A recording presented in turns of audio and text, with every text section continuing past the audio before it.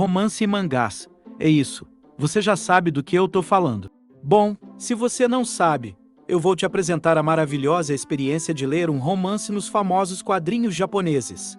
Depressão! Milho! Olha isso. Tudo isso e nenhuma mísera bitoquinha. 330 capítulos e nada do lance ficar um pouco mais sério. Mas como ler uma história onde andar de mãos dadas é quase sexo? Caralho, mano, tô transando, mano! Calma, eu vou te ajudar.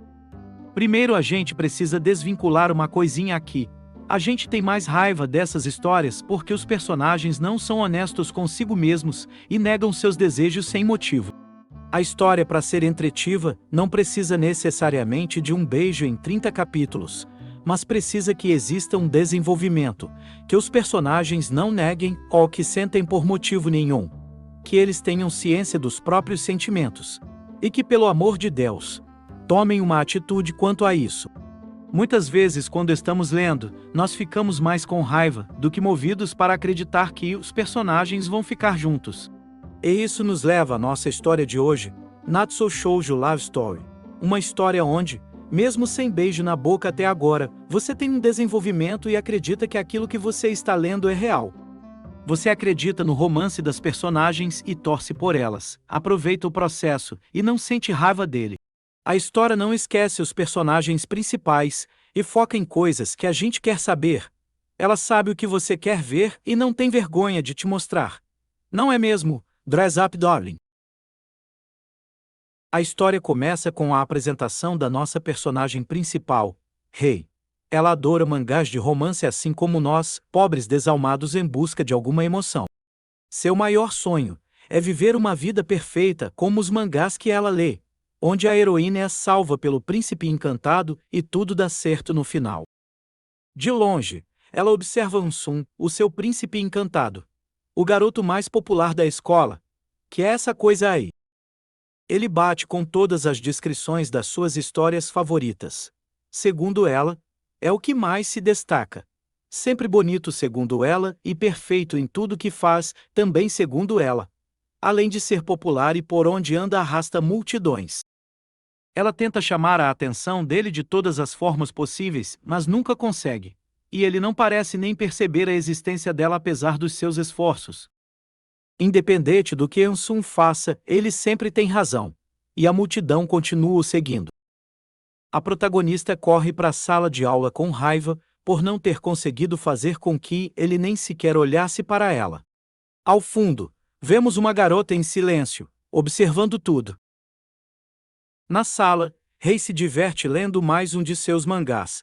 Ela não possui nenhum amigo, pois é considerada uma pessoa amedrontadora, por ser violenta e temperamental. De repente, as fãs do príncipe se reúnem em sua volta. Elas foram tirar satisfação sobre o motivo de Rei querer interagir com ele. Afinal, ninguém pode ousar querer falar com o intocável.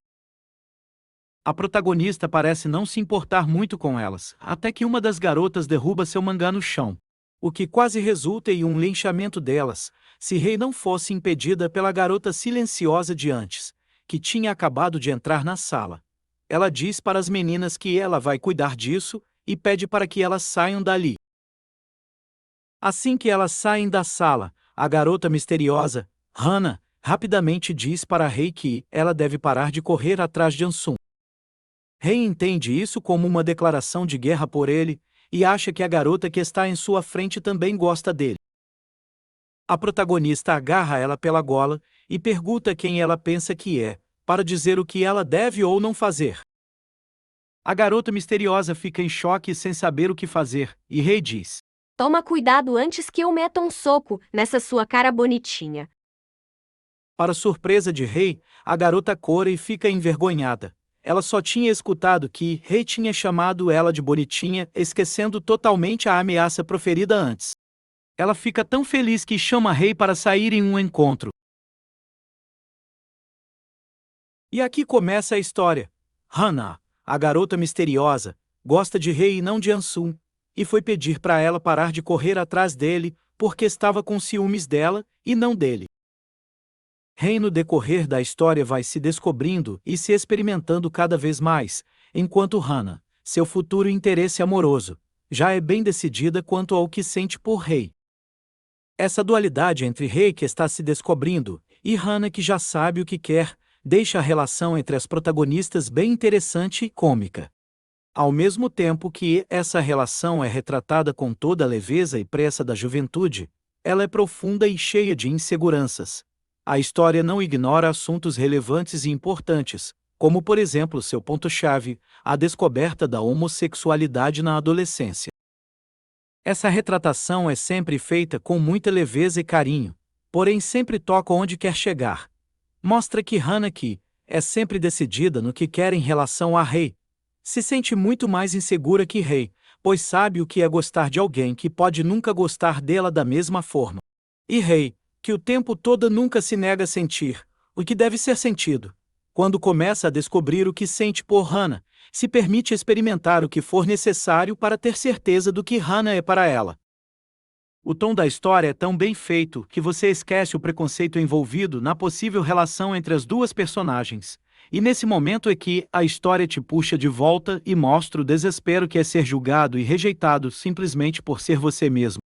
Além disso, não é uma história que tem vergonha do que quer passar. Mostra o romance, mostra o toque, o sentir ao outro e a confiança sendo cada vez mais reforçada.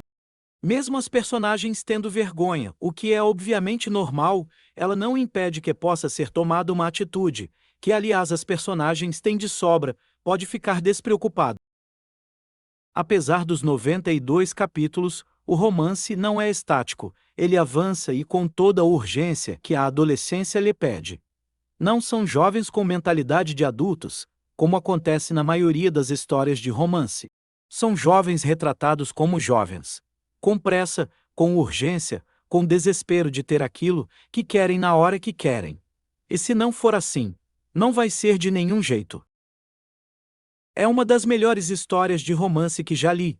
Faz você acreditar nos personagens, acreditar no romance, se interessar pelas tramas e torcer pela felicidade deles.